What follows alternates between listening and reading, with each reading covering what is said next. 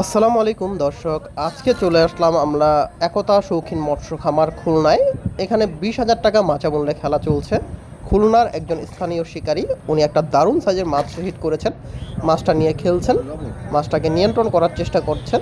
দেখা যাক উনি মাছটাকে নেটবন্দি করতে পারেন কিনা।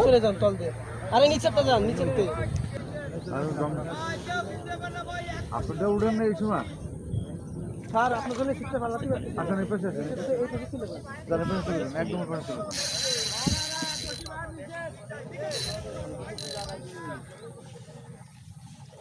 আসেন ভাই, পেছন পেছন পেছন পেছন পেছন পেছন। হ্যাঁ আমাকে তো মারা রয়েছে না। হয়, ওনার সাথে মারা হয়েছে।